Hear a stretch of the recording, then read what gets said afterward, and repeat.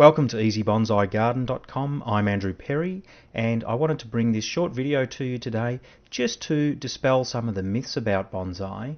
So let's have a look at some of the myths that I see going around. Now, the reason I bring this up is because I get quite a few emails from subscribers, and when I get a few questions that are very similar, I like to try and answer those if I can.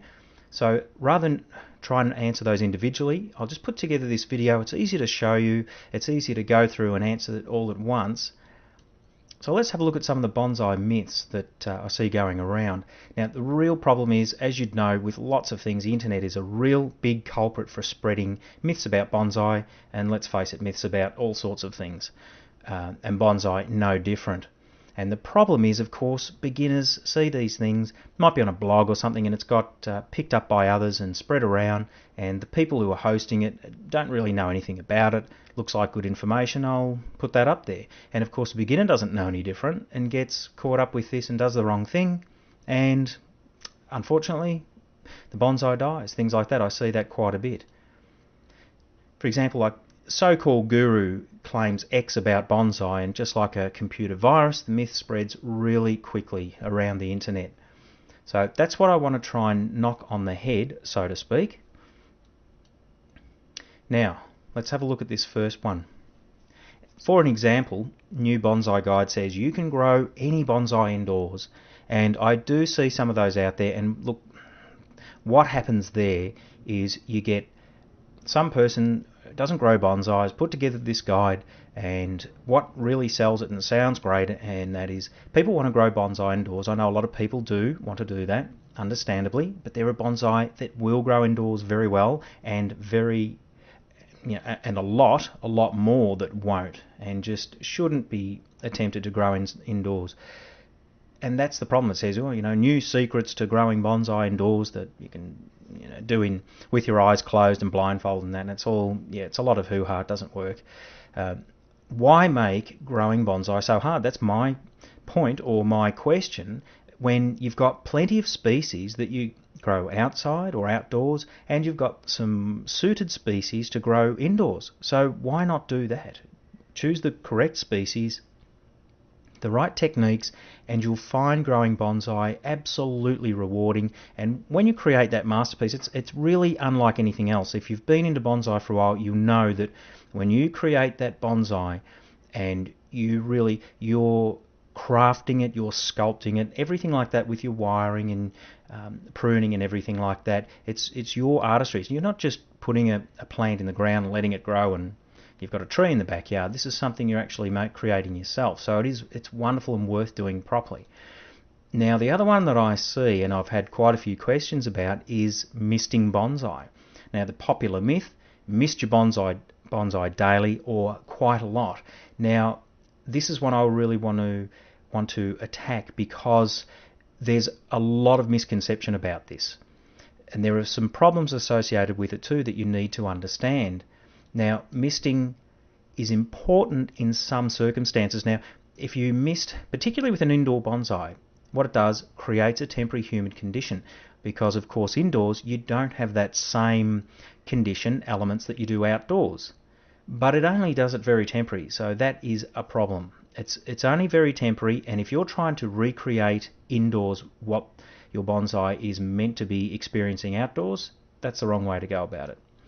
So where does the excess water go? This is the real question, and the reason I bring that up is it's not a case for experienced bonsai gardeners, not at all. This is for beginners, lots and lots and lots of beginners, people beginning to grow bonsai on a daily basis.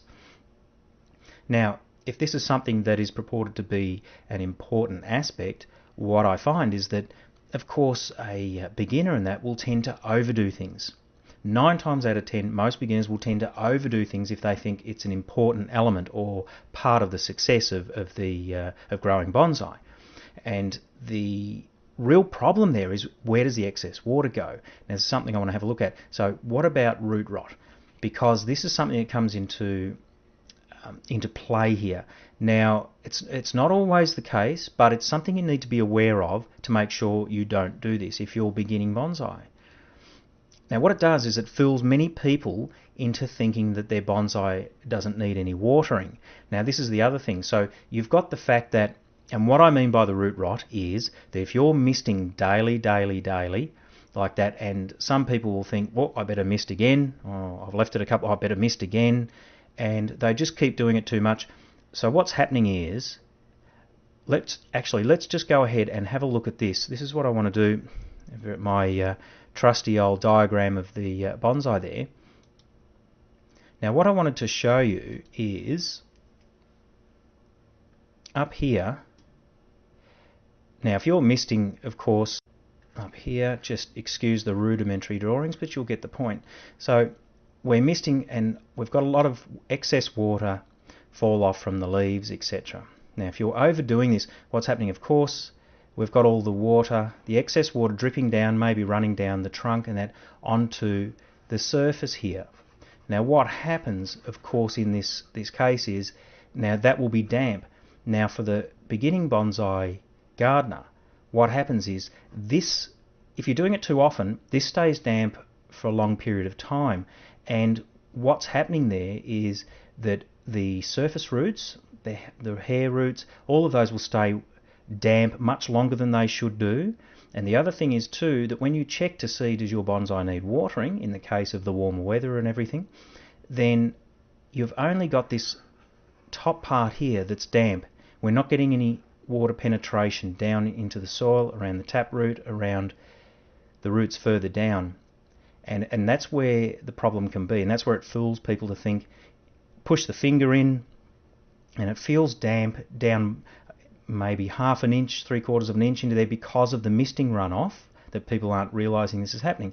What we must have is the proper watering routine of where we water thoroughly, we get that good flow through, and we have the exchange. We have the water flow through and we purge out of the soil, and also when that water runs through, we draw new oxygen air into the soil. Very, very important exchange.